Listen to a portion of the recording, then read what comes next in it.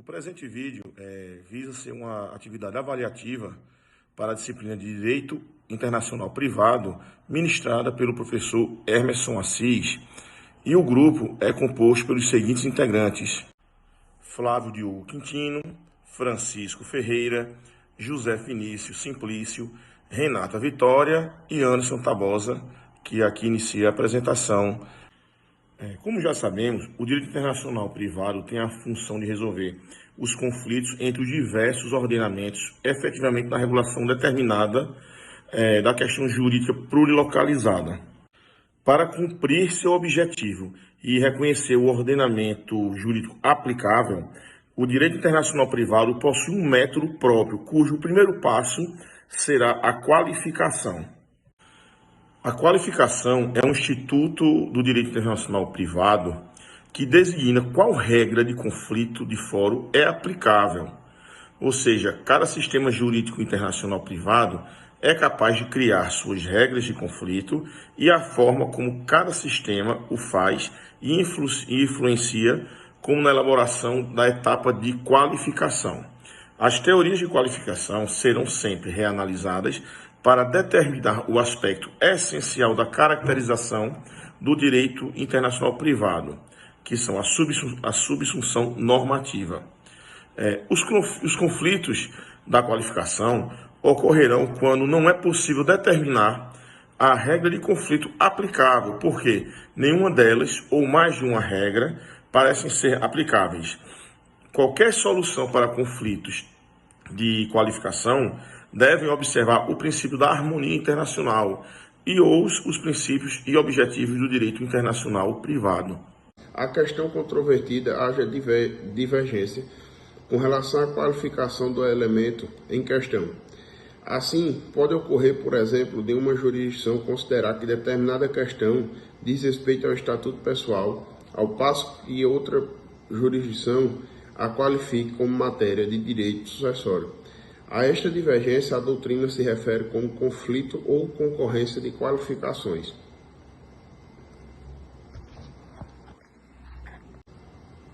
O processo de qualificação levará em conta somente um aspecto da questão dentro do seu sujeito.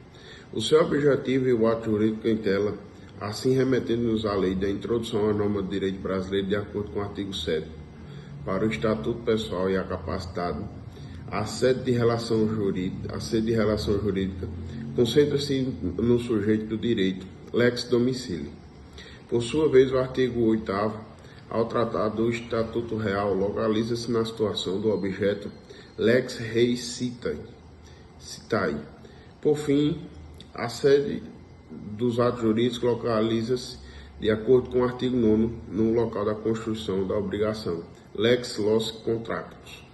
Tendo feito em breve introdução, passamos a enfocar propriamente o conceito de qualificação e a hipótese de conflito de qualificações. Conforme indicado, a classificação é um processo de enquadramento. Este enquadramento é essencialmente técnico, jurídico e objetivo a relacionar fatos da vida a institutos jurídicos que requerem clareza e definição na sua qualificação. Olá pessoal, tudo bem? Meu nome é José Vinícius e dando continuidade ao presente trabalho, ressalta-se que nesse caso é um casal proveniente de Malta, Ele se casou sem o pacto antinupcial e estabeleceu o primeiro domicílio conjugal nessa ilha. E posteriormente o casal emigrou para a Argélia, onde o marido faleceu sem filhos, mas deixando bens imóveis e outros herdeiros. De acordo com o direito então vigente lá na Argélia, a viúva não fazia jus a herdar, ou seja, ela não tinha direito a herdar tais bens que o decujus tinha deixado. No entanto, de acordo com o direito vigente em Malta, o cônjuge sobrevivente poderia fazer jus, ou seja, ter direito a 1/4 dos bens deixados pelos decujos. Assim, no caso Bartolo, o potencial conflito ele girou em torno da seguinte questão, ou seja, tratava-se da matéria antinente ao regime matrimonial ou trata-se da matéria antinente ao direito sucessório? Fica a dúvida. Vamos lá. Se a qualificação prevalente fosse de regime matrimonial, como os bens se regem pela lei do primeiro domicílio conjugal, ou seja, a lei maltesa, a viúva ela faria jus sim a 1/4 dos bens. Mas se a qualificação apontasse questões de direito sucessório, aplicasse as leis do direito internacional privado na Argélia, que previa que a sucessão de bens sucessório, aplicasse as leis do direito internacional privado na Argélia, que previa que a sucessão de bens de imóveis deveria ser regida pela lei de situação de bens, ou seja, a lei da Argélia. E, portanto, a viúva não herdaria nada. Ou seja, nota-se que, neste caso, com clareza, como a existência da diversidade na qualificação faz com que a mesma questão seja encaminhada às regras de conexão distintas, com a consequente aplicação de regimes jurídicos distintos. No caso Bartolo, o Tribunal de Argel, ele qualificou a questão como atinente ao regime de bens, com a aplicação da lei maltesa. Como se depreende do caso Bartolo, acima discutido, é essencial que se compreenda por qual mecanismo a lei qualificadora será definida. Ou seja, a doutrina do direito internacional privado, ela discutiu 3 possibilidades sobre a escolha da lei qualificadora, que seja a qualificação pela lex fori, ou seja, o juiz do foro qualifica, escolhe o ordenamento aplicável e aplica a norma deste ordenamento, ou seja, nesta ordem. 2. A qualificação pela lex causa, ou seja, o juiz do foro ele remete a qualificação ao direito estrangeiro potencialmente aplicável.